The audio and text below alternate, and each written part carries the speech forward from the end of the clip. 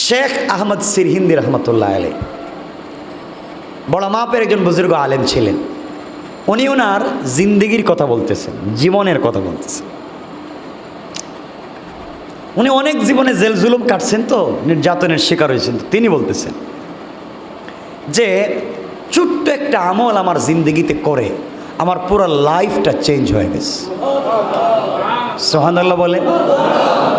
এবং অনেক উলামায়ে কেরাম এই আমলটা করে তারা ব্যক্তিগত লাইফে বলেছেন যে এই আমল করে আমার এই উপকার হয়েছে, এই আমল করে আমার এই উপকার হয়েছে।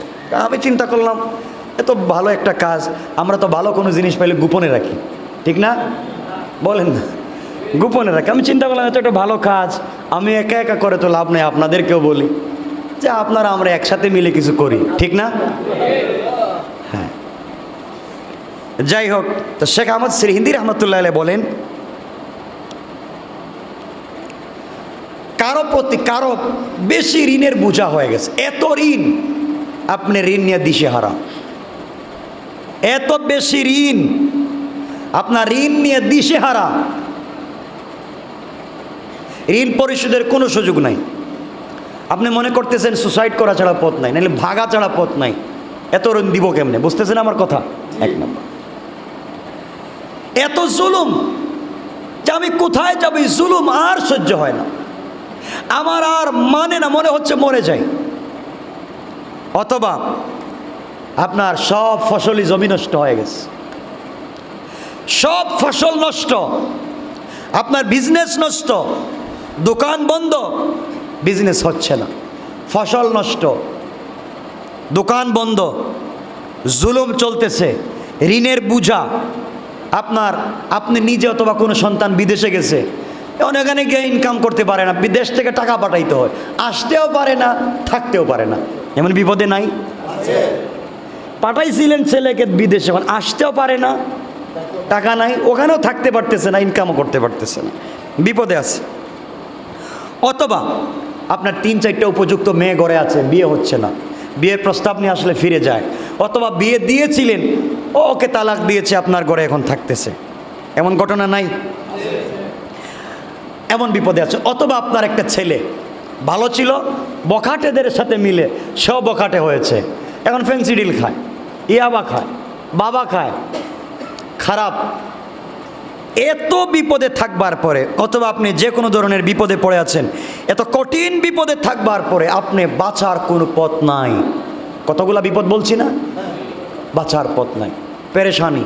কারণ আমি কি করব, আমার থাকবার জায়গা নাই, ঋণের বোঝা মাথায়, দোকান বন্ধ, বিজনেস নাই, খাবারের জায়গা নাই, টাকার জন্য পাবলিক আমাকে কুষতেছে, ছেলেকে বিদেশে অন্যজন জেলের ভিতরে আছে, পাবলিক পিঠায়, আমারও থাকবার জায়গা নাই। মেয়েগুলাকে বিয়ে দিয়েছিলাম, বাড়িতে চলে আসছে, বাড়িতে যেগুলো আছে উপযুক্ত হয়েছে, বাড়িতে যে ছেলে ছিল বখাটে হয়ে গেছে। মানে এক কথায় আপনি মহা বিপদে। বিপদগুলো বুঝতেছেন? বাঁচবার কোনো পথ নাই। আল্লাহ বলছেন, গোলাম সব পথ বন্ধ, আমার রহমতের দরজা খুলে দিলাম। সব বন্ধ হয়েছে, সব ট্রাই করেছিস, একটা একটা করে সব শেষ, এবার আমার কাছে আয়, কথা দিলাম, সবাই ফিরাইয়া দিয়েছে, আমি তোকে ফিরাইয়া দেব না, আমি দিব না ফিরাইয়া, আমার কাছে আয়। কে আমল করবেন? ইশার সালাতের পরে, ইশার সালাতের পর প্রতিদিন 100 বার দুরুদ শরীফ পড়বেন। ইশার মনে রাখবেন, ইশার সালাতের পরে, খুব সহজ কথা বলবো, ইশার সালাতের পর 100 বার দুরুদ শরীফ পড়বেন। দুরুদ শরীফটা কি? আল্লাহুম্মা সাল্লি আলা সাইয়্যিদিনা মুহাম্মদ, শেষ। ইশার সালাতের পরে 100 বার পড়বেন। পড়েন সবাই, আল্লাহুম্মা সাল্লি আলা সাইয়্যিদিনা মুহাম্মদ সাল্লাল্লাহু আলাইহি ওয়াসাল্লাম। কয়বার? 100 বার। 499 বার পড়বেন লা হাওলা ওয়ালা কুওয়াতা ইল্লা বিল্লাহ। কয়বার? 499 বার লা হাওলা ওয়ালা কুওয়াতা ইল্লা বিল্লাহ। আর একবার 500 পুরাবার জন্য একবার পড়বেন লা হাওলা ওয়ালা কুওয়াতা ইল্লা বিল্লাহিল আলিয়্যিল আযীম। এই আমলটুকুন যদি, আর কিছু লাগবে না, শুধু এতটুকুন যদি করি, যতগুলা বিপদ বলছি আল্লাহ রসুল বললেন ইমানের সাথে যদি কেউ চালাইয়া যায় 40 দিন যাবে না তার বিপদ দূর হয়ে যাবে ইনশাআল্লাহ। হজ্জে মাবরুর।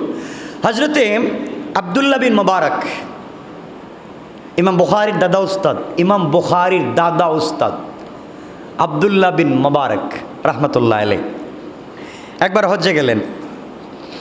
হজ করলেন, আরাফাতের ময়দানে তিনি শুয়ে পড়লেন। হজ্জে যাওয়ার পরে একদিন আরাফাতের ময়দানে শুয়ে পড়ছেন। কথাগুলো মনোযোগ দিয়ে শুনবেন। আব্দুল্লাহ ইবনে মুবারকের কথা বলছি, ইমাম বুখারীর উস্তাদের উস্তাদ। শুয়ে পড়ছেন ময়দানে, আরাফাতের ময়দানে। হঠাৎ করে স্বপ্নে দেখতেছেন যে তার শোয়ার পায়ের কাছে 2 জন ফেরেশতা আর মাথার কাছে 2 জন ফেরেশতা বসে আছে। একজন আরেকজনকে বলতেছে, কিরে এই বছর হজ্জে কত মানুষ আসছে? তো আরেকজন বলছে, এই বছর তো হজ্জে প্রায় 6 লক্ষ মানুষ আসছে। তো হজ্জে 6 লক্ষ মানুষ আসছে। তো আরেকজন বলতেছে, 6 লক্ষ মানুষের মধ্যে কয়জনের হজ কবুল হয়েছে? মাত্র 6 জনের। কয়জনের? আব্দুল্লাহ বিন মুবারক ঘুম থেকে উঠে গেলেন পাগলের মতো। আরে কি 6 লক্ষ মানুষ হজ কবুল হয়েছে 6 জন? তাহলে তো আমার কোনো পাত্তাই নেই। কাঁদতে কাঁদতে নামাজে দাঁড়ায় গেলেন। দীর্ঘক্ষণ নামাজ পড়লেন, বা দীর্ঘক্ষণ এখানে যে ইবাদত করার কথা সেটা করলেন এই মাঠে। এরপরে তিনি শুয়ে পড়লেন, ঘুম লেগে গেল। স্বপ্নে দেখেন আবার 2 ফেরেশতা। আর একজনকে বলছে, ভাই তুই বললে 6 লক্ষ মানুষের 6 জনের হজ কবুল হয়েছে, তো বাকি মানুষকে এত টাকা পয়সা খরচ করে বেকার হইল? আর একজন বলছে, না, আল্লাহ এই 6 জনের হজকে হজ্জে মাবরুর দিয়েছেন, মাকবুল করেছেন, আর এই 6 জনের বিনিময়ে 6 লক্ষের হজকে কবুল করেছেন। তাহলে বোঝা গেল এখানে গেলে যে একজনের কারণে আরেকজনের গুনাহ মাফ হয়ে যায়, হজ কবুল হয়ে যায়, বিপদ থেকে বাঁচার সুযোগ আছে। এজন্য আমরা ভালো মানুষের কাছে যাব, ভালো মানুষের কাছে যাব, যার কাছে গেলে আমার গুনাহ দূর হয়, তাও বা কবুল হয়। আমরা কার কাছে যাব? সবাই বলেন না, ভালো মানুষদের কাছে যাব। আল্লাহ আমাদের সবাইকে কবুল করুক। সবাই পড়েন আমিন। সুতরাং আমরা এই কথাগুলো মনে রাখবো ইনশাআল্লাহ, যে আজ হোক কাল আমাদের মরে যাওয়া লাগবে, আমাদের কবরে যাওয়া লাগবে। তো নিয়ে যাবেন কি আছে এমন যে নিয়ে যাবেন? আল্লাহ বলছেন, ইন্না আউওয়ালা বাইত উদিআ লিন-নাস লাল্লাযী বিবাক্কাতা মুবারাকা ওয়া হুদাল লিল আলামিন। আল্লাহ বলছেন, আমি নিশ্চয় মানব জাতির জন্য সর্বপ্রথম যে গড় প্রতিষ্ঠিত করেছিলাম সেটা মক্কায়। সেটা কোথায়? এটা বরকতময় এবং সকল বিশ্ববাসীর জন্য হিদায়ত। বলেন সুবহানাল্লাহ। আমরা এতটুকুন তো বুঝতে পেরেছি, বরকতময় এবং হিদায়ত। 6 জন লোকের হজ কবুল হয়েছে, বিনিময়ে সবার হজ কবুল হয়েছে। এটা একটা কথা বললাম। কথা হচ্ছে আমার ইমানকে পরিষ্কার করা লাগবে, আমি হালাল খাওয়া লাগবে, আমি আমানতের খেয়ানত করতে পারবো না, আমরা অন্যায় অনাচার করতে পারবো না, আমরা খারাপ কাজে লিপ্ত হতে পারবো না। আজকালকে আমাদের চলাফেরাটাই হচ্ছে অন্যায়ের উপরে। আমরা নামাজে ঠিক মতো আসতে পারি না, আমরা আজকে আল্লাহকে চিনতে পারি না। গোটা পৃথিবীর মানুষ তারা বরকত চায়, কল্যাণ চায়, উপকার চায়। উপকারের জন্য অনেক জায়গায় যায়, বিভিন্ন অফিসে যায়, বিভিন্ন পাবলিকের কাছে যায়, শুধু উপকারের জন্য। মানুষ ডাক্তারের কাছে যায় উপকারের জন্য, একজন অ্যাডভোকেটের কাছে যায় উপকারের জন্য। এক কথায় মানুষ যত দৌড়ায় শুধু উপকারের জন্য। মানুষ বিজনেস করে উপকারের জন্য, না করে না? এক কথায় মানুষ পৃথিবীতে যা করে থাকে সব কল্যাণের জন্য করে, উপকারের জন্য করে। আল্লাহ বলছেন, তোমরা যে কল্যাণ খুঁজে বেড়াচ্ছ, আমি আল্লাহ সেই কল্যাণের জন্য একটা জায়গা নির্ধারণ করে দিয়েছি। লাল্লাযী বিবাক্কাতা, আমি একটা জায়গা নির্ধারণ করে দিয়েছি কল্যাণের জন্য। তাহলে তোমরা কল্যাণের জন্য দৌড়াচ্ছ পাবলিকের কাছে, আমি হচ্ছি তাদের মালিক। তোমরা যে ঘরে, যে অফিসে, যেই জায়গায়, যে দোকানে, যে বিজনেসে কল্যাণ খুঁজতে যাচ্ছ, আমি আল্লাহ নিজে একটা ঘরে কল্যাণ রেখে দিয়েছি।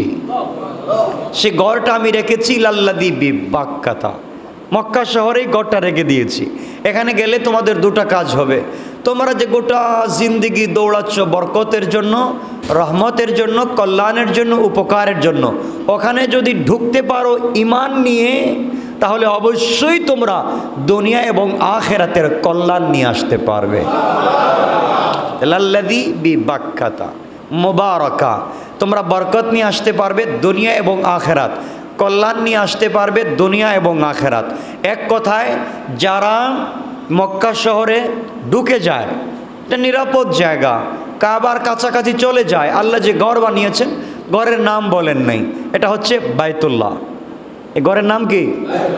আল্লাহর ঘর, কাবা ঘর, যেটাকে আমরা চিনি, আমরা জেনে থাকি।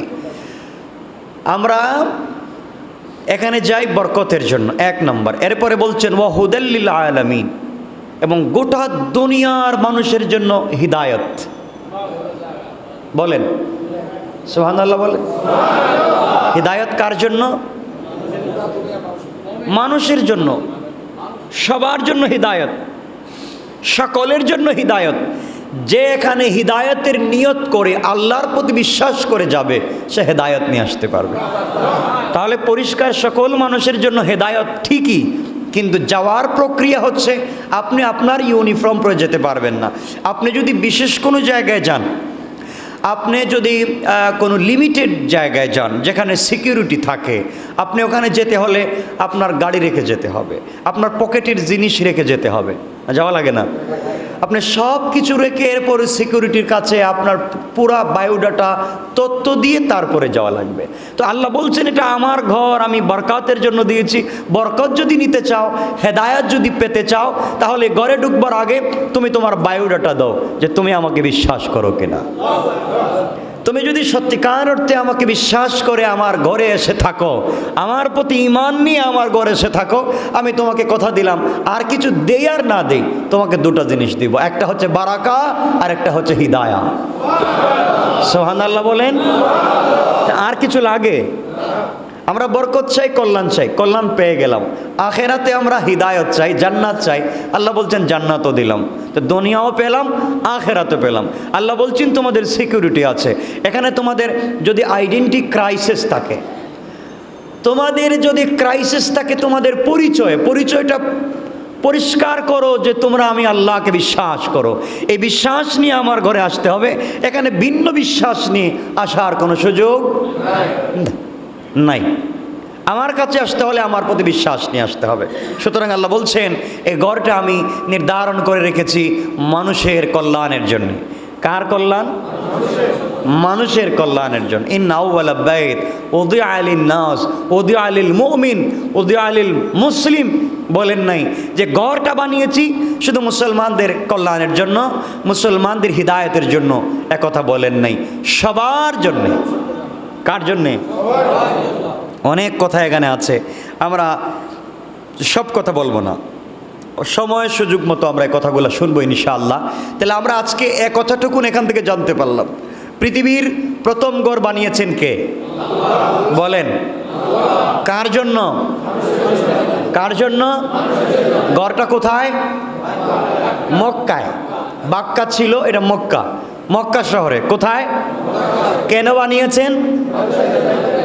দুটা কল্যাণের জন্য। এক নাম্বার বারাকা, দু নাম্বার হিদায়া। বারাকার জন্য আমরা দৌড়াই, দুনিয়ায় বারাকা চাই, দুনিয়ায় কল্যাণ চাই। আল্লাহ বলছেন দুনিয়ায় কল্যাণ দিলাম, আখেরাতে হিদায়াত চাই, জান্নাত চাই। আল্লাহ বললেন দিলাম। শর্ত হচ্ছে আসতে হলে তোমাদের আইডেন্টি যদি ক্রাইসিস থাকে, তোমাদের পরিচয়ে প্রবলেম থাকে, এটা দূর করে নির্ভেজাল আমি আল্লাহর প্রতি একক বিশ্বাস নিয়ে আসা লাগবে। ঠিক না? তাহলে আজকে আমরা কোটি কোটি মানুষ হজ করে না, করে না? বারাকা হচ্ছে না, কল্যাণ হচ্ছে না, হিদায়া হচ্ছে না। এর কারণ আমাদের পরিচয় প্রবলেম আছে। আমাদের পরিচয়ে প্রবলেম আছে। আমরা সঠিক পরিচয় নিয়ে এখানে যেতে পারি নাই, সঠিক বিশ্বাস নিয়ে আমরা ওখানে যেতে পারি নাই। আমরা যার কাছে চাইবো ওগুলা যেতে পারি নাই। দেখবেন আগেকার আগেকার হাজি সাহেব যারা ছিলেন, ওরা হজ থেকে আসার সময় দেখতেন ছোটো ছোটো ওই যে ট্যাপ রেকর্ডার বাচ্চাদের জন্য নিয়ে আসতেন, বিভিন্ন খেলনা নিয়ে আসতেন, মানে বিভিন্ন বাজার করে নিয়ে আসতেন। ওগুলোর জন্য না, আমরা আমাদের পরিবারের জন্য, আমরা আমাদের দেশের জন্য কল্যাণ নিয়ে আসবো। কে নিয়ে আসবো? কল্যাণ।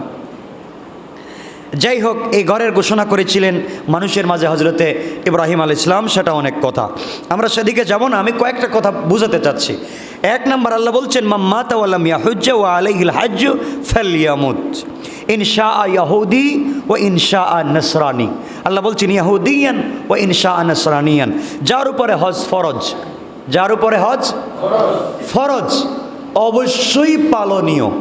কথা বুঝবেন, যার উপরে হজ, বুঝেন তো আমার কথা, যার উপরে হজ, মক্কা পর্যন্ত যাওয়া ফরজ, কাবাগরে যেতে হবে, যার উপরে ফরজ, তিনি যদি হজ না করে মারা যান, মুসলিম শরীফের সেই হাদিস, রসুল পাক বলছেন সে মরুক, আমার যায় আসে না, সে চাইলে ইহুদি হয়ে মরুক, চাইলে খ্রিস্টান হয়ে মরুক, সে হজ করে নাই, হজ ফরজ হওয়ার পরে তার মুসলমান থাকার অধিকার নাই। আমি বলছি, আল্লাহ রসুল বলছেন ইনশা ইয়াহুদিয়ান ও ইনশা নাসরানিয়া, সে ইহুদি হয়ে মরুক, সে চাহে খ্রিস্টান হয়ে মরুক, আমার আসে যায় না। সুতরাং বোঝা গেল যার উপরে হজ ফরজ, অবশ্যই তাকে কি করা লাগবে? হজ।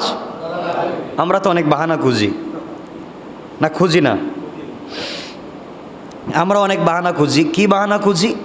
যে আমরা এখনো ছেলেকে বিয়ে দিতে পারি নাই, মেয়েকে বিয়ে দিতে পারি নাই, আমার ঘরে যুবতী মেয়ে আছে, আমার ঘরে উপযুক্ত মেয়ে আছে, ওগুলাকে না দিয়ে আমি কেমনে হজে যাই? এটা একটা ফালতু কথা, ফালতু কথা।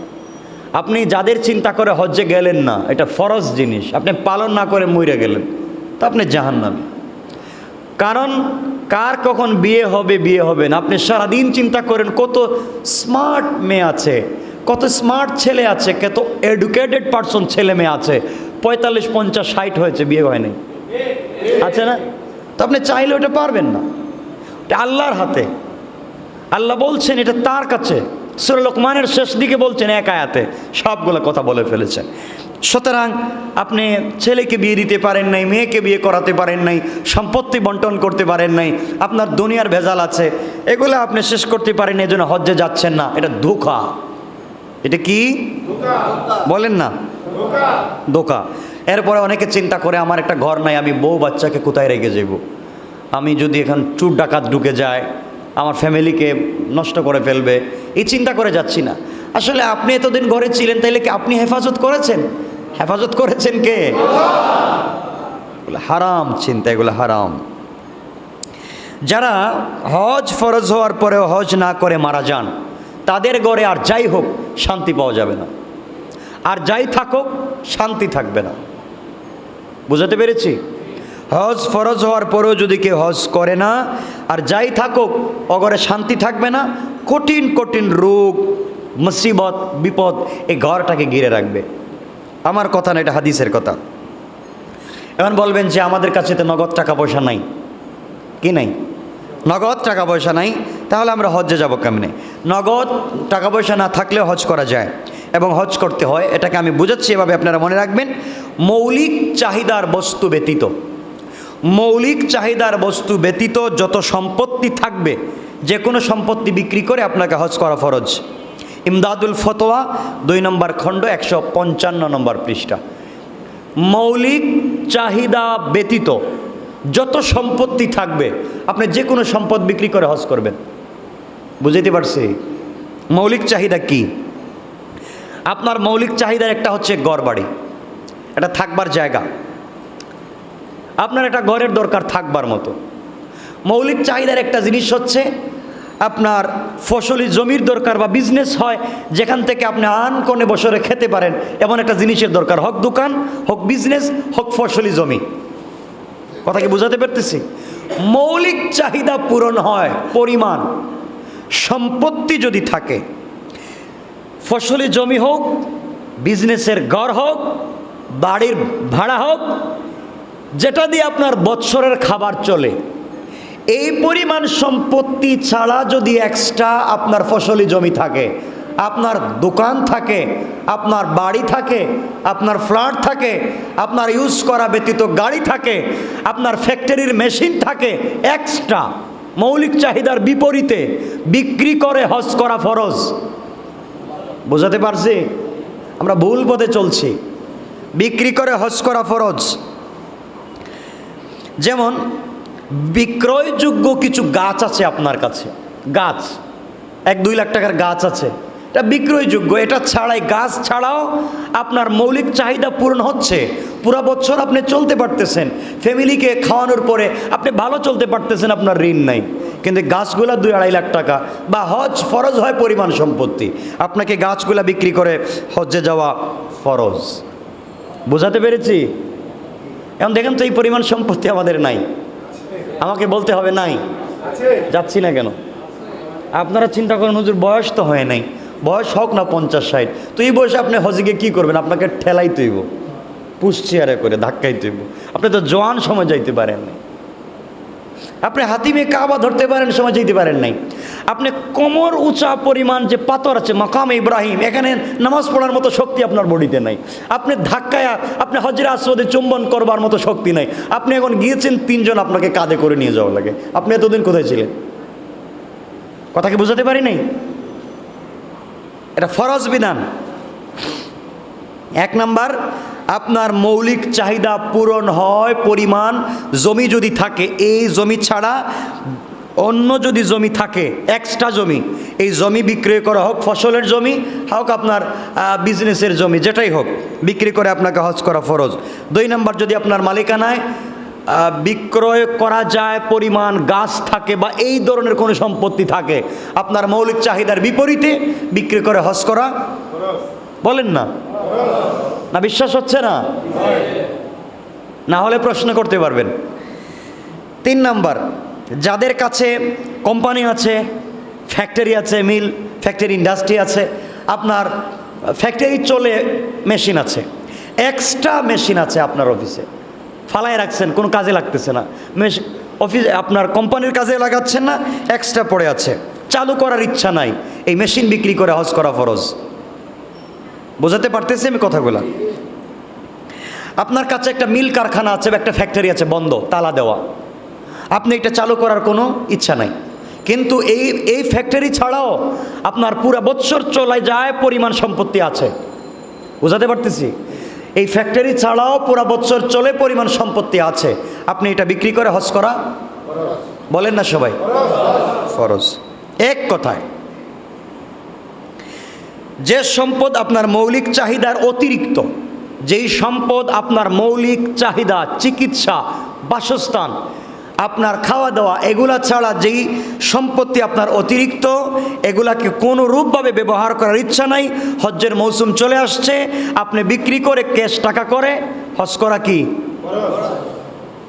পরিষ্কার? তো পরিষ্কার? প্রশ্ন আছে কারো কাছে? আছে?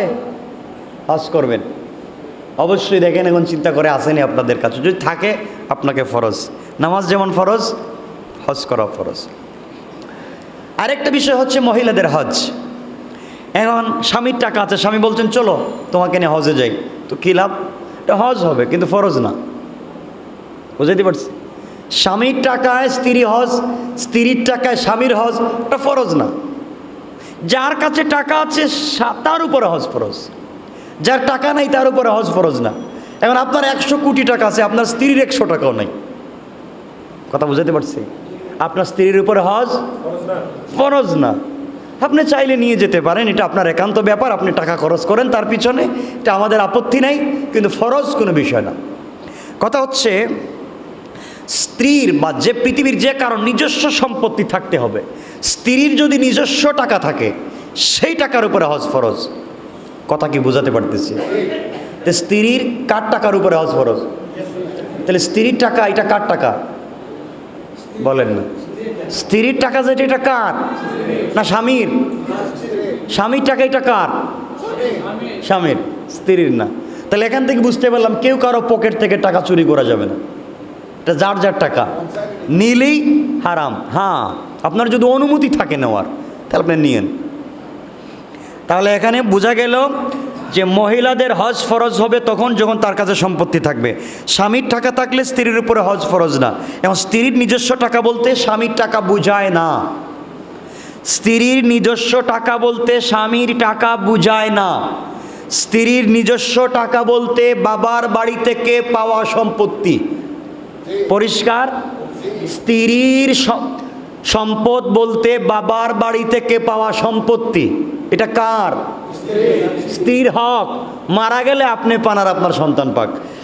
স্ত্রীর সম্পত্তি হচ্ছে বাবার বাড়ি থেকে পাওয়া সম্পত্তি। এটা যদি থাকে হজ ফরজ। পিতামাতা মারা যাওয়ার পরে ওয়ারিশ সূত্রে যেই সম্পত্তি পায়, 1 নাম্বার। 2 নাম্বার হলো স্বামী কর্তৃক দেনমোহরের সম্পত্তি। স্বামী বিয়েতে যে মোহর দিয়েছিল দেনমোহর, এটা কার? একক মালিকানা তার। এটা আপনার না, ঠকাইয়া নেওয়ার কথা না। স্ত্রীর হক, তার সম্পত্তি। 2 নম্বর, স্বামী পুত্র কন্যা কেউ মারা গেলে ওয়ারিশ সূত্রে স্ত্রী যে সম্পত্তি পায় এটা তার সম্পত্তি। আরেকটা হচ্ছে স্ত্রী চাকরি করে, স্ত্রী ব্যবসা করে, এখান থেকে যে টাকাটা সে পায় এটা তার সম্পত্তি। কথা কি বুঝাইতে পারতেছি? এইগুলার মাধ্যমে যদি স্ত্রীর কাছে টাকা পয়সা জমা হয়, ওই টাকা দিয়ে সে হজ করতে পারবে, তার উপরে হজ ফরজ।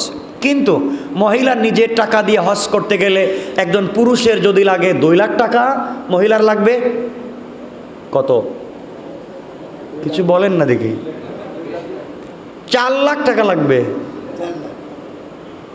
কেন মহিলাদের কম লাগার কথা বেশি? কারণ কোনো মহিলা চাইলে একা একা হজ করতে পারবেন না। তিনি চাইলেও পারবেন না, একজন মাহরাম নিয়ে যেতে হবে। একজন মাহরাম নিয়ে সাথে করে হজে যেতে হবে। তাহলে হয়তো নিজের ছেলে, নিজের ভাই, নিজের স্বামী। তাহলে বেচারা টাকা পয়সা নাই, এখন তোমার আছে, হজে যাইবা, তাকে টাকা দিয়ে নিয়ে যাও। কথা কি বুঝাইতে পারলাম? তাহলে একজন মহিলা হজে যেতে গেলে ডাবল টাকা লাগবে। নিজের টাকা, আরেকজনকে সাথে করে নিয়ে যাওয়ার টাকা। এর অর্থ দুলাভাইয়ের সাথে যাওয়া যাবে না, পরপুরুষের সাথে যাওয়া যাবে না, হজ তো হবেই না, বরং গুনার গাঠটি নিয়ে বাসায় আসা লাগবে। কথা বলেন না কেন? ইসলাম বলছে আপনার কাছে 100 কোটি টাকা আছে একজন মহিলার কাছে, মাহরাম পুরুষ পায় নাই, তার উপরে হজ ফরজ নেই। ইসলাম কত সহজ চিনেন না কেন? 100 কোটি টাকার মালিক মহিলা, বাবাও নাই, স্বামীও নাই, ছেলেও নাই, মাহরাম কোনো পুরুষ নাই, ভাইও নাই, তার হজ এখন যাবে কেমনে? যতক্ষণ পর্যন্ত মাহরাম পায় নাই, যত টাকারই মালিক হোক, হজে যাওয়া লাগবে না। আল্লাহু আকবার বলেন। ইসলাম স্বচ্ছতার ভিত্তিতে, স্বচ্ছতার ভিত্তিতে তার চারিত্রিক অবকাঠামোকে প্রতিষ্ঠা করবার জন্যে প্রয়োজনে আমার বাড়িতে আসার দরকার নাই, তোমার বাড়িতেই থাকো, ভালো মানুষ না পাইলে আইসো না।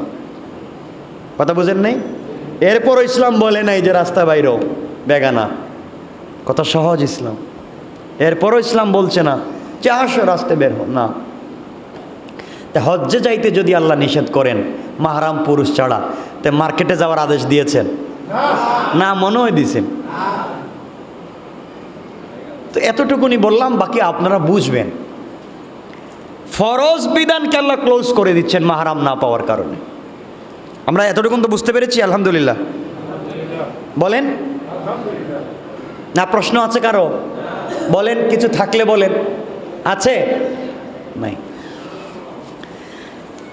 যদি হজ্জে যায় আর হজ কবুল হয়ে যায়, রাসূল পাক বলছেন আল হজ্জুল মাবরুর লাইসা লাহু জাযাউন ইল্লাল জান্নাহ। যিনি হজ্জে গেলেন আর হজ্জে মাবরুর যদি হয়ে যায়, তার বিনিময়ে জান্নাত ছাড়ার কিছুই নাই। আমরা এখন হজ্জে যাব কেমনে আমরা বুঝতে পারতেছি তো। আমরা হজ্জে যাব, কিন্তু ওই যে মহিলাদের হজ্জের কথা বললাম, কিছু লোক আমাদেরকে, আপনাদেরকে ওয়াজ করবে, আমাদেরকে ওয়াজ করে যে বাবার বাড়ি থেকে সম্পদ আনা ঠিক না। মহিলাদেরকে বলেন না? আপনাদের না জানা থাকলে বলেন। বলে না যে বাবার বাড়ির সম্পত্তি আনার দরকার না, এটা পিছুটা নেই, বলে না? ভুয়া কথা, ভুয়া, একবারে ফালতু কথা। যার হক সে আনতে যাবে কেন? তার বাড়িতে পৌঁছায় দিবা। আপনার কাছে একজন টাকা পায়, আপনার পিছনে ঘুরবে কেন? আপনি তার বাড়িতে পৌঁছায় দিবেন, ঠিক না? আজকাল বোনের হক ভাইয়েরা দেয় না, কয় দিমু কেন, তোকে বিয়ে দিছি না 10 লাখ টাকা খরচ করে। তোকে আর দিতে যাবো কেন? এটা মিথ্যা কথা, বানোয়াট কথা। আপনি দিবেনই তো। আর বাবার সম্পত্তির আপনি পাইছেন 2 ভাগ, আমি পাইছি 1 ভাগ। কথা বলেন না কেন? ভাই কয় ভাগ? বোন কয় ভাগ? তা আপনাকে 1 ভাগ বেশি দিছে কেন ইসলাম? দিছেই তো আমার বিয়ে দেওয়ার জন্য, দিছেই আমাকে খাওয়ানোর জন্য। হ্যাঁ, বোন যদি নিতে যদি না চায়, এটা মৌখিকভাবে রাখবেন না। ও নিতে না চায়, এর পরের প্রজন্ম বলবে আমার মার সম্পত্তি দেন।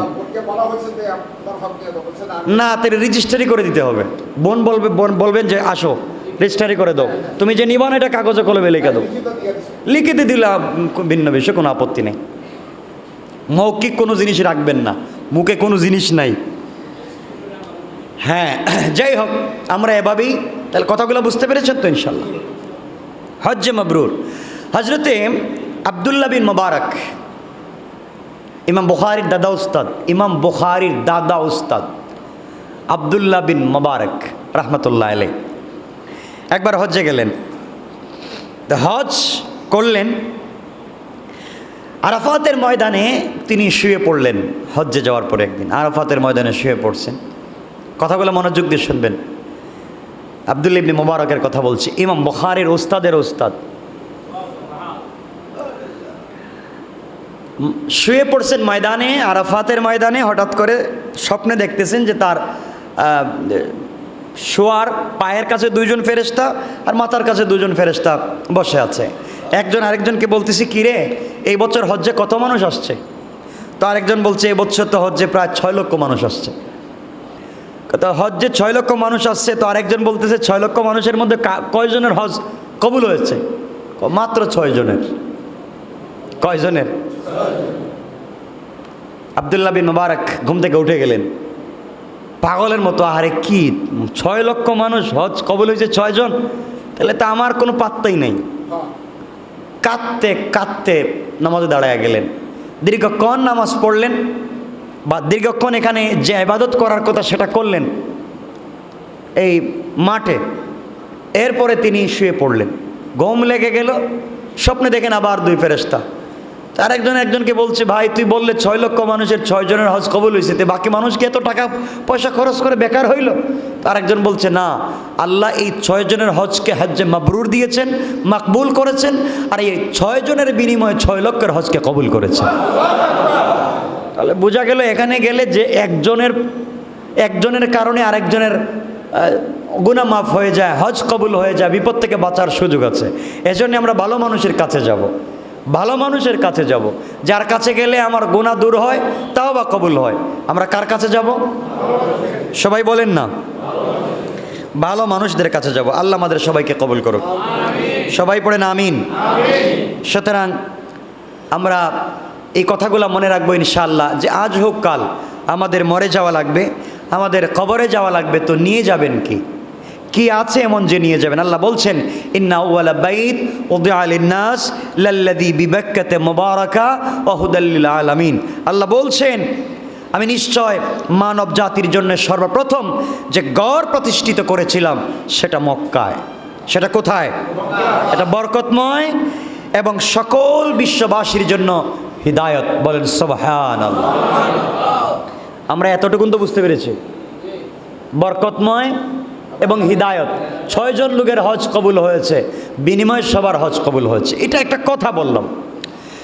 কথা হচ্ছে আমার ইমানকে পরিষ্কার করা লাগবে, আমি হালাল খাওয়া লাগবে, আমি আমানতের খেয়ানত করতে পারবো না, আমরা অন্যায় অনাচার করতে পারবো না, আমরা খারাপ কাজে লিপ্ত হতে পারবো না। আজকালকে আমাদের চলাফেরাটাই হচ্ছে অন্যায়ের উপরে। আমরা নামাজে ঠিক মতো আসতে পারি না, আমরা আজকে আল্লাহকে চিনতে পারি না। আপনারা কি জানেন যে এই পৃথিবীতে মাত্র 7 দল লোক থাকবে, 7 শ্রেণীর মানুষ থাকবে যারা আল্লাহর আরশে আজিমের নিচে ছায়া পাবে? কয় শ্রেণীর মানুষ? 7 শ্রেণীর মানুষ যারা আল্লাহ পাকের আরশে আজিমের নিচে ছায়া পাবে। এই 7 শ্রেণীর মানুষ ছাড়া ছায়া পাবে। কারণ আমি কি বলবো, এই 7 শ্রেণীর মানুষের কথা বলবো। আপনি আমি চিন্তা করবেন যে আমি আপনি কি এই শ্রেণীর ভিতরে আছেন? আরশে আজিমের ছায়ায় যদি থাকবার জায়গা না থাকে, আপনার আমার জান্নাতের কোনো সুযোগ নাই, কোনো সুযোগ নাই। কেউ জান্নাত দিতে পারবে না, কেউ না। আপনার সন্তান না, আপনার সন্তান বড় আলেম না, আপনার বাবা বড় আলেম না, আপনার পীর সাহেব বড় আলেম না, কেউ পারবে না আপনাকে বাঁচাতে, কেউ পারবে না কিয়ামতের দিনে আপনাকে বাঁচাতে। বাঁচাতে পারবেন কে? আওয়াজ করে বলেন কে? কিয়ামতের দিনে কোনো ছায়া থাকবে? বলেন, কোনো ছায়া থাকবে? একটা ছায়া। কিসের ছায়া? আরশে আজিমের ছায়া থাকবে। আরশে আজিমের ছায়া তো তারাই থাকবে যারা জান্নাতি। সুবহানাল্লাহ বলে। আর কিছু মানুষের আল্লাহ হিসাব করবেন আলাদা পর্দার ভিতরে। সুবহানাল্লাহ বললেন না? পর্দার ভিতরে হিসাব হবে, বিচার হবে। এর অর্থ কি? আল্লাহ কাউকে জানতে দিবেন না গোলাম কি করেছে। এখানে তো কথা চলে আসলে লম্বা কথা চলে আসে। আল্লাহ জানতে দিবেন না গোলাম কি করেছে, কাউকে জানতে দিবেন না। গোলাম তো তার, বান্দা তার। গোলাম কি করেছে আপনার কি কিছু বলার আছে? এই জায়গায় আমার কিছু কথা। কিয়ামতের দিনে কিছু লোকের হিসাব বিচার করবেন আল্লাহ পর্দার ভিতরে। সে অনেক গুনাহ করেছে, 1,00,000 বার জিনা করেছে, 1,00,000 বার আল্লাহর হক নষ্ট করেছে, কিন্তু হয়তো তার কোনো কাজ আল্লাহর কাছে বড় ভালো লেগে গেছে। আল্লাহ চান নাই। আল্লাহর নাম তো সাত্তার। আল্লাহর নাম সাত্তার, মানে সবকিছুকে গোপন করে যিনি রাখেন। আল্লাহ তো বলতে পারেন তুমি কে? কেন দুনিয়ায় তুমি আরেকজনের দোষ ত্রুটিকে সমাজে পাবলিকলি বলো? কেন একজনের গুনার কথা আরেকজনের কাছে বলো? কেন একজনের পার্সোনাল ব্যাপার তুমি আরেকজনের কাছে বলো? আজ তুমি বলতেছো একজনের পার্সোনাল কথা আরেকজনের কাছে, আজ তুমি একজনের গুনার কথা আরেকজনের কাছে বলছো। সে গোপনে কি করেছে তুমি আরেকজনকে বলে আনন্দ পাচ্ছ। আল্লাহ বলছেন শোনো, কিয়ামতের দিন সারা দুনিয়ার মানুষের কাছে তোমার গুনার কথা আমি প্রকাশ করে দেব। করতে পারেন না? বলেন, করতে পারেন না? কেন আপনি আর আমি মানুষের পার্সোনাল বিষয় কে কি করেছে, আপনারা আমার কি হয়েছে, কথাগুলো তো অনেক শোনেন। ইসলাম আমাদেরকে নিজাম শিখিয়েছে, ইসলাম আমাদেরকে কন্ডিশন শিখিয়েছে, ইসলাম আমাদেরকে কোয়ালিটি শিখিয়েছে, ইসলাম আমাদেরকে সামগ্রিক ব্যাপার বিবেচনা করে বিচার করে চলবার লাইন দেখিয়ে দিয়েছে। আপনি আপনার মতো না। আজকে কার কি হয়েছে ফেসবুকে দিলাম, অমুক অমুক করেছে, অমুক অমুকের মেয়ে নিয়ে চলে গেছে, অমুক অমুকের ভাবিরি নিয়ে চলে গেছে। তুমি কেন পাবলিকলি আরেকজনের গুনার কথা প্রচার করেছো? মনে রাখো, কেউ দেখতেছে না, আজকে আল্লাহ দেখেছেন। কিয়ামতের দিনে তোমার আমার হিসাব পাবলিকের সামনে হবে। কথা বলেন। আর যে লোকটা গুনাহ করেছে হয়তো তওবা করেছে, আল্লাহ তাকে পর্দার ভিতরে নিয়ে যাবেন। আল্লাহ বাঁচাইছেন। যদি ওমর রাদিয়াল্লাহু তাআলা আনহু আজকের এই জমানায় খলিফা হতেন, কসম আল্লাহ পাকের জাতের, এই বাংলাদেশের আজকের মসজিদে বলে বসছি, কসম ওমরের মতো মানুষ খলিফা হতে পারতেন না, ওমরের মতো মানুষ রাষ্ট্রপ্রধান হতে পারতেন না, যদি বাংলাদেশের বর্তমান পৃথিবীর বর্তমান সিচুয়েশনে তিনি খলিফা হতেন। কেন? আমরা বুজুর্গ, আমরা আলিম, সারাদিন এক আলিম আরেক আলিমের পিছনে লেগে থাকি। বলেন না কথা? দোষ ত্রুটি বদনাম নিয়ে লেগে থাকি। যদি আমার আজকের জমানায় খলিফা হতেন, পারতেন না। কারণ অমর যখন বলতেন এই মদ খাওয়া যাবে না, আমি অমর খলিফা, সুদ খাওয়া যাবে না, আর অস্ত্র নিয়ে রাস্তাঘাটে ঘোরাঘুরি করা যাবে না, আমরা বলতাম অমর এই যে তোমার ইসলামের আগে এই যে ভিডিও আছে মোবাইলে, তুমি মোহাম্মদের মাথা কাটতে গেছিলা, তুমি তো মাঠে বসে মদ খাইছো, এখন মদের বিরুদ্ধে ওয়াজ করতেছো। এই যে একজন মানুষের অতীতকে আপনি সামনে আনলেন। আপনি জানেন ওমর তো অতীতে মদ পান হয়তো করেছে, ওমর হয়তো তরবার নিয়ে রাসূলে পাকের মাথা কাটতে গিয়েছে, ওমর তো এমন তওবা করেছে, আল্লাহর রাসূল বলেছেন আমার পরে নবী হলে ওমর হয়ে যেত। আপনি কেন একজন মানুষের অতীত নিয়ে গবেষণা করেন? কেন একজন মানুষের অতীত নিয়ে আপনি কথা বলেন? কেন আপনি আরেকজনের অতীতের কথা আপনি পাবলিকলি বলেন? জাহান্নামী। আমার কথা কি বুঝতেছেন আপনারা? আমার কষ্ট হচ্ছে আজকে কথাগুলা, কষ্ট হচ্ছে। কি হচ্ছে সমাজে? আমরা কিসের মুসলিম? আমরা কিসের মুসলিম আজকে? আমরা একজন আরেকজন, আমরা গ্রুপ বেঁধে লেগে যাই ফেসবুক, ইনস্টাগ্রাম, টুইটারে, আমরা গ্রুপ খুলে বসি আমরা সমালোচনা করার জন্য। বলে না এটার নাম নাকি কি বলছে, রুস্ট করতেছে, রুস্ট, পাবলিক শয়তানি রুস্ট নাকি করতেছে ফেসবুকে। লা হাওলা ওয়ালা কুওয়াত, মানে হচ্ছে গীবত, শেকায়েত করতেছে, গীবত হারাম। মনে রাখবেন হারাম। একজন লোক তার পিছনের জিন্দেগিতে জেনা করেছে, চুরি করেছে, এই জন্য ঢাকা শহরে তার গলায় জুতার মালা দিয়ে ঘুরানো হয়েছে। হয়তো এই লোকটা তওবা করে ফেলেছে, আল্লাহর ওলি হয়ে গেছে। আপনি তার পিছনের জিন্দেগি উঠে যদি তাকে লজ্জা দেন, কিয়ামতের দিন আরশে আজিমের ছায়ায় আপনি যত বড় বুজুর্গ হন জায়গা পাবেন না। পরিষ্কার? কেন তার পিছনের জিন্দেগির কথা উঠান? কেন তার পিছনের জিন্দেগির কথা উঠান? কেন তার সমালোচনা করেন? হয়তো মরার আগে তওবা করেছে, আমি আর আপনি চুরি থাইকা গেলাম, আর ওই লোকটা তওবা করে আল্লাহর ওলি হয়ে গেছে। বলেন না? এজন্য আমাদের পণের প্রতিজ্ঞা হবে। আমার কথাগুলো বুঝেন, আল্লাহকে আসতে কারো পিছনে, সবার পিছনের থোকা। আপনারা খোঁজেন আপনাদের স্কুল লাইফ, খোঁজেন আপনাদের কলেজ লাইফ, খোঁজেন ইউনিভার্সিটির লাইফ, খোঁজেন যখন আপনি প্যান্ট পরে মাঠে খেলাধুলা করতেন, কত খারাপ কাজও আপনি করেছেন, কত অন্যায় করেছেন কলেজ লাইফে, কত ইউনিভার্সিটি লাইফে কত অন্যায় করেছেন। আজকে আপনি আর আমি বড় হয়ে গেছি, তাই বলে আরেকজনের এই কলেজ ইউনিভার্সিটি স্কুল লাইফে এই ছোটোখাটো গুনার কথা বইলে তাকে ছোট করব? বলেন, বলেন, আমাকে বলেন, ছোট করবেন? ইসলাম আপনাকে সাপোর্ট দিবে? কেন এগুলো করেন? সবার পিছনের লাইফ খুঁজেন, একটা না একটা ভুল পাইবেন। বলেন না? নাই? সব ফেরেশতা। আল্লাহ বলছেন তোমাদের নামই তো মানুষ, তোমাদের কাজই হচ্ছে অন্যায় করা, তোমাদের কাজই হচ্ছে গুনাহ করা। হয়তো বুঝছো, না হয় বুঝো নাই। কেন আজকে পাবলিকলি এগুলা বলতে চাই?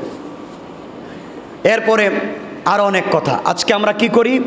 আপনার আমার কাজ হচ্ছে, কোথাও দেখলাম অন্যায় হচ্ছে, আমরা আজকে কি গরম, আমরা কি ইসলাম শিখেছি, আমি কেমনে বুঝাই আপনাদেরকে, কি ইসলাম আমরা শিখেছি? গরম। আমরা ইসলাম শিখেছি। কিছু যুবক তৈরি হয়েছে এই সমাজে, তারা ইসলাম, তারা নাকি দিনী ভাই, দিনী বোন, নতুন ইসলাম শিখেছে। কোথাও অন্যায়, ধরো, কাটো, মারো, মিছিল, আন্দোলন, সংগ্রাম, জ্বালাও, পোড়াও।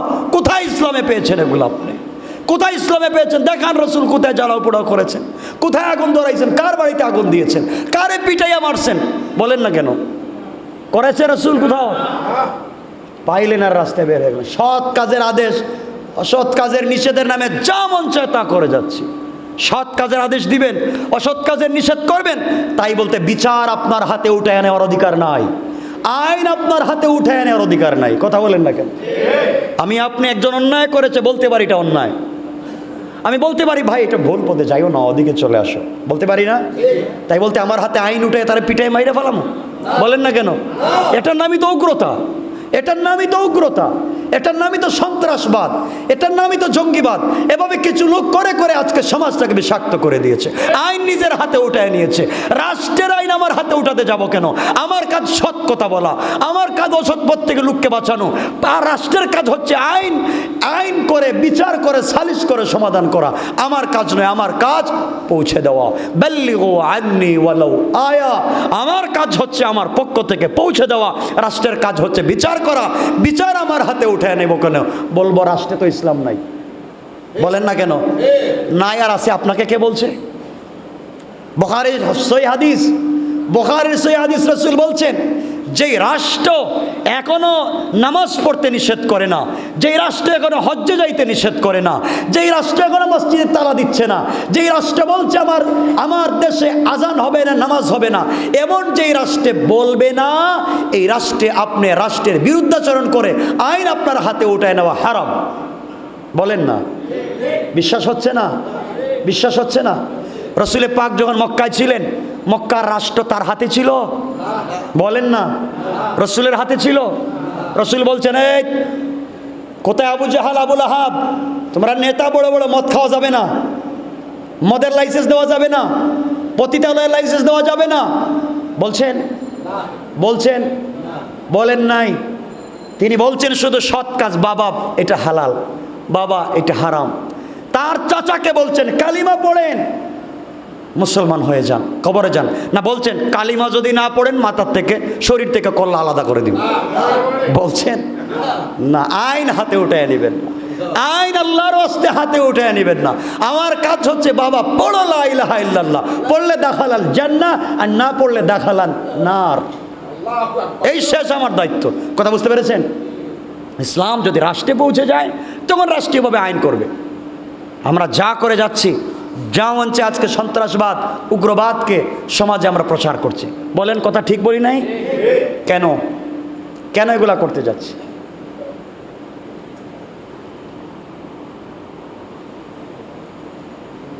আমরা আজকে মানুষের দোষ ত্রুটি যা মন চায় তা আমরা পাবলিকলি বলতেছি। শোনেন, কারো যদি দোষ আপনার জানা থাকে, একজন দোষ করছে, আপনি ফেসবুকে লিখে দিলেন, আপনি 10 জন বসে বলে দেখছেন অমুকের ছেলে কি করছে, অমুকের মেয়ে কি করছে।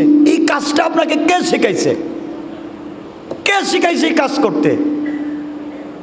আপনার যদি ভালো লাগে আপনি ডাইরেক্ট তাকে গিয়ে বলেন, ভাই আপনি এটা ঠিক করেন নাই, বোন আপনি এটা ঠিক করেন, এটা ভুল, ইসলাম এটা সাপোর্ট করে না, আপনি ভালো পথে চলে আসেন। আজকে আমরা মারামারি, হুজুর 2 জন একসাথে থাকতে পারেন না, এক ফতোয়া এ কাফির, এ ইহুদি, নাস্তিক, খ্রিস্টান, ইহুদি, সব ইহুদি খ্রিস্টানের দালাল। তাহলে আমরা নামাজ পড়ি কই? মুসলমান আমি তো খুঁজে পাচ্ছি। আমার কথা কি শুনতেছেন আপনারা? কষ্ট হচ্ছে আপনাদের?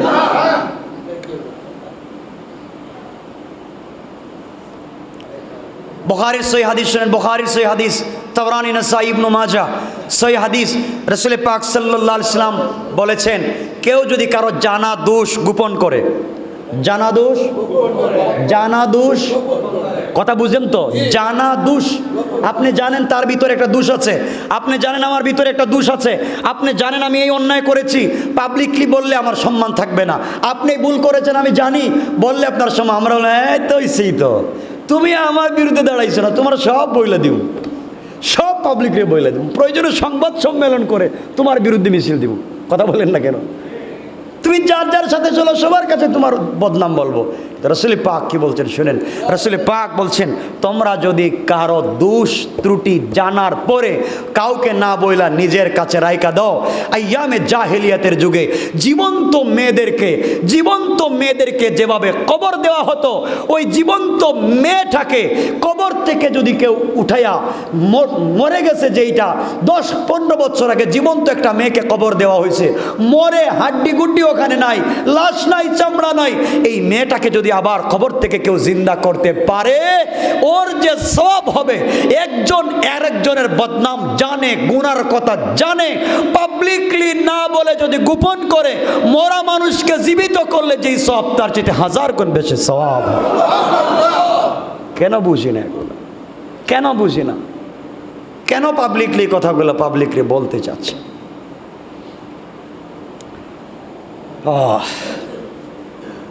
হযরতে উকবা ইবনে আমির রাদিয়াল্লাহু তাআলার কথা মনে পড়ে গেল। আমি লম্বা করতে চাই না। উকবা ইবনে আমির রাদিয়াল্লাহু তাআলা আনহু খলিফা। তো তিনি একদিন রাস্তা দিয়ে হেঁটে যাচ্ছেন, গভর্নর রাস্তা দিয়ে হেঁটে যাচ্ছেন। হঠাৎ করে দেখেন একটা লোক আসতেছে, তার নাম দুখাইন। গভর্নরকে দেখছে, প্রেসিডেন্ট যাচ্ছেন রাস্তা দিয়ে হেঁটে, পাবলিক আসতেছে, নাম দুখাইন। গভর্নর আপনি দাঁড়ান। কি বাবা, কোথায় যাচ্ছ? আমি যাচ্ছি পুলিশ অফিসে যাচ্ছি, পুলিশ স্টেশনে যাচ্ছি। কেন যাচ্ছ? আমি দেখে আসছি, এই যে মসজিদ দেখছেন না, এই মসজিদের পিছনে 2টা মুসলিমকে দেখছি মদ পান করতেছে, আমি এদেরকে ধরাইয়া দিতে যাচ্ছি। পুলিশ স্টেশনে যাব, পুলিশ নিয়ে এসে ধরামো, কত হারাম কাজ করতেছে। আপনার রাষ্ট্রের খলিফা, আপনার রাষ্ট্রে ইসলাম আছে, এই রাষ্ট্রে মদ পান হারাম, এরা মদ খাচ্ছে কেন? তিনি বললেন, তুমি কি তোমার চোখে দেখেছো? বলে আমার চোখে দেখেই তো আসলাম। গভর্নর বললেন, বাবা দুখাইন, তুমি পুলিশ স্টেশনে যাওয়ার দরকার নাই, এদের দোষের কথা পুলিশরে বইলা ধরাইয়া দিয়া মাইরা পিটিয়ে কোনো লাভ নাই। যাও তুমি রাত্রবেলা এদের ঘরে গিয়ে বুঝাও, ভাই মদ আর খাইও না, আর মদ পান কইরো না, এটা হারাম, ইসলামিক রাষ্ট্রে হারাম, মানুষের শরীরের জন্য অন্যায়, এটা খাইও না। ওকে বুঝাও। 1-2 বার যদি বুঝানোর পরে না বুঝে, তোমার দায়িত্ব শেষ। রাষ্ট্রের কোনো সংশ্লিষ্ট প্রশাসনের কোনো কর্মকর্তা, কেউ যদি কোনো গ্রুপ যদি দেখে, তাইলে বিচার করবে, তোমার দায়িত্ব নয় তাকে ধরাইয়া দেওয়া।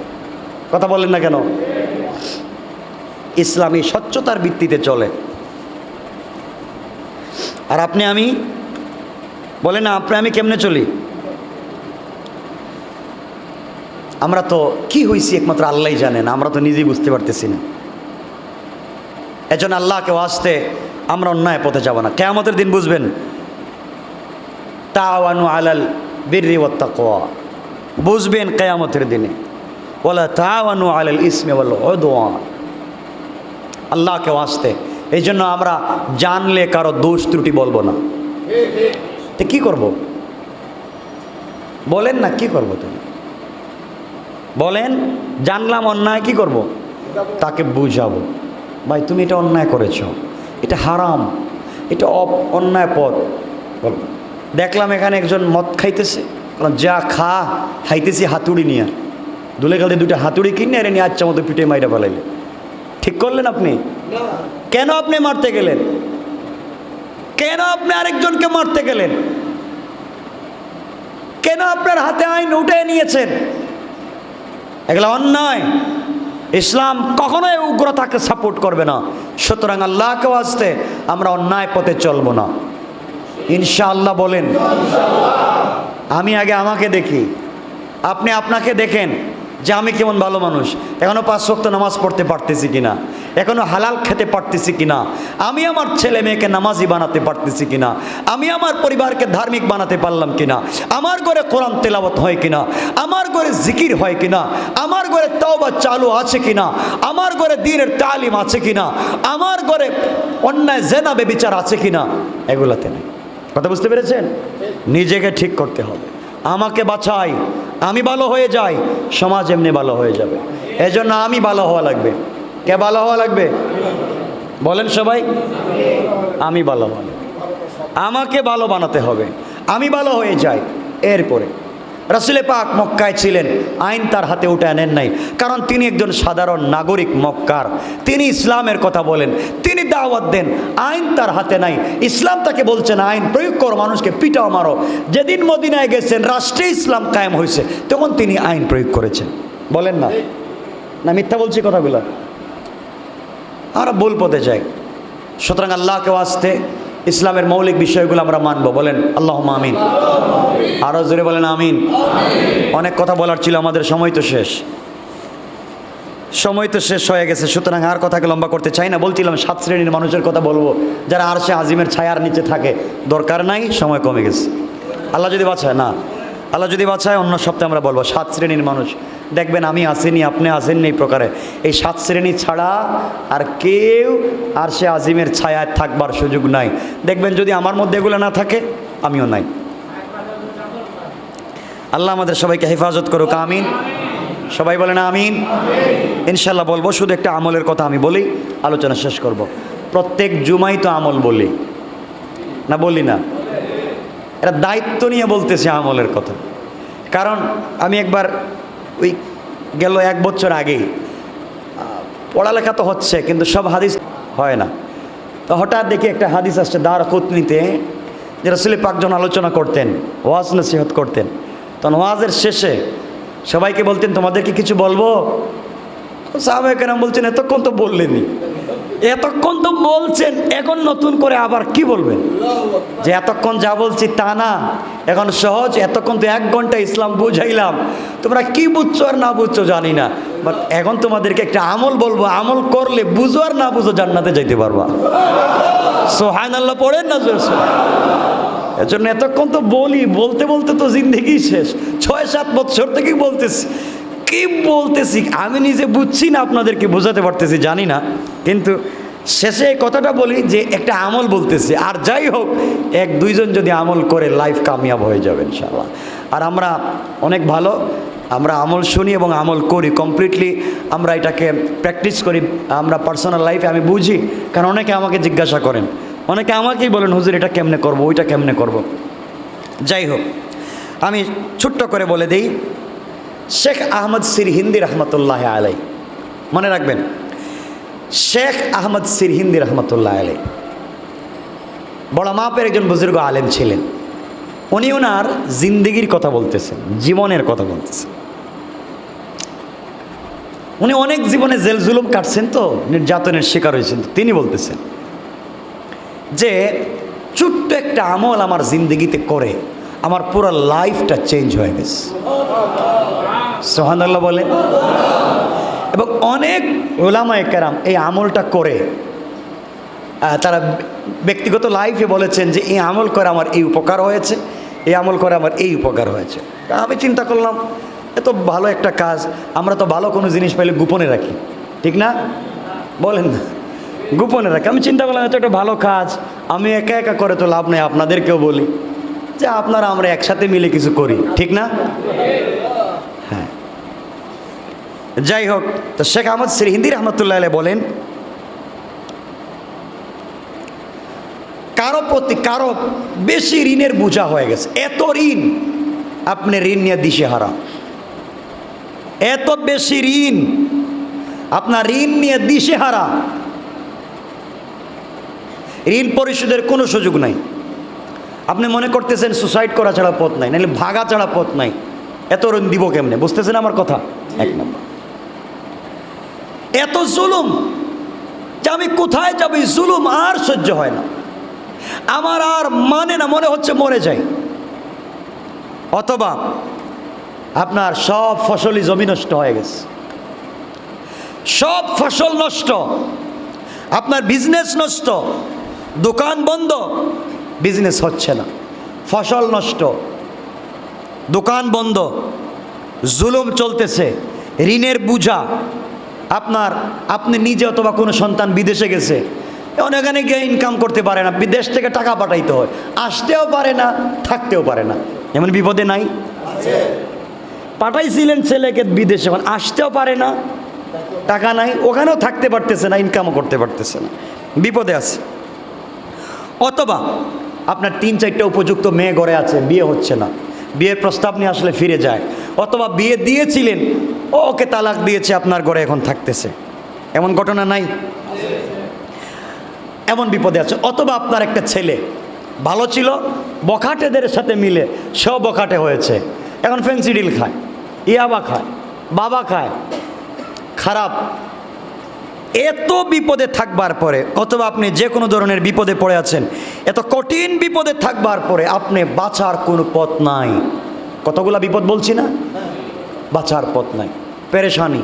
কারণ আমি কি করব, আমার থাকবার জায়গা নাই, ঋণের বোঝা মাথায়, দোকান বন্ধ, বিজনেস নাই, খাবারের জায়গা নাই, টাকার জন্য পাবলিক আমাকে কুষতেছে, ছেলেকে বিদেশে অন্যজন জেলের ভিতরে আছে, পাবলিক পিঠায়, আমারও থাকবার জায়গা নাই। মেয়েগুলাকে বিয়ে দিয়েছিলাম, বাড়িতে চলে আসছে, বাড়িতে যেগুলো আছে উপযুক্ত হয়েছে, বাড়িতে যে ছেলে ছিল বখাটে হয়ে গেছে। মানে এক কথায় আপনি মহা বিপদে। বিপদগুলো বুঝতেছেন? বাঁচবার কোনো পথ নাই। আল্লাহ বলছেন, গোলাম সব পথ বন্ধ, আমার রহমতের দরজা খুলে দিলাম। সব বন্ধ হয়েছে, সব ট্রাই করেছিস, একটা একটা করে সব শেষ, এবার আমার কাছে আয়, কথা দিলাম, সবাই ফিরাইয়া দিয়েছে, আমি তোকে ফিরাইয়া দেব না, আমি দিব না ফিরাইয়া, আমার কাছে আয়। কে আমল করবেন? ইশার সলাতের পরে, ইশার সলাতের পর প্রতিদিন 100 বার দুরুদ শরীফ পড়বেন। ইশার মনে রাখবেন, ইশার সলাতের পরে, খুব সহজ কথা বলবো, ইশার সলাতের পর 100 বার দুরুদ শরীফ পড়বেন। দুরুদ শরীফটা কি? আল্লাহুম্মা সাল্লি আলা সাইয়্যিদিনা মুহাম্মদ, শেষ। ইশার সলাতের পরে 100 বার পড়বেন। পড়েন সবাই, আল্লাহুম্মা সাল্লি আলা সাইয়্যিদিনা মুহাম্মদ সাল্লাল্লাহু আলাইহি ওয়াসাল্লাম। কয়বার? 100 বার। 499 বার পড়বেন লা হাওলা ওয়ালা কুওয়াতা ইল্লা বিল্লাহ। কয়বার? 499 বার লা হাওলা ওয়ালা কুওয়াতা ইল্লা বিল্লাহ। আর একবার 500 পুরাবার জন্য একবার পড়বেন লা হাওলা ওয়ালা কুওয়াতা ইল্লা বিল্লাহিল আলিয়্যিল আযীম। এই আমলটুকুন যদি, আর কিছু লাগবে না, শুধু এতটুকুন যদি করি, যতগুলা বিপদ বলছি, আল্লাহ রসুল বললেন ইমানের সাথে যদি কেউ চালাইয়া যায় 40 দিন যাবে না, তার বিপদ দূর হয়ে যাবে ইনশাআল্লাহ। পারবো তো ইনশাআল্লাহ? আল্লাহ আমাদের সবাইকে কবুল করুক। আর লম্বা করার সুযোগ নাই, সময় কমে গেছে। আমার জন্য দোয়া চাই, আপনাদের জন্য দোয়া থাকলো।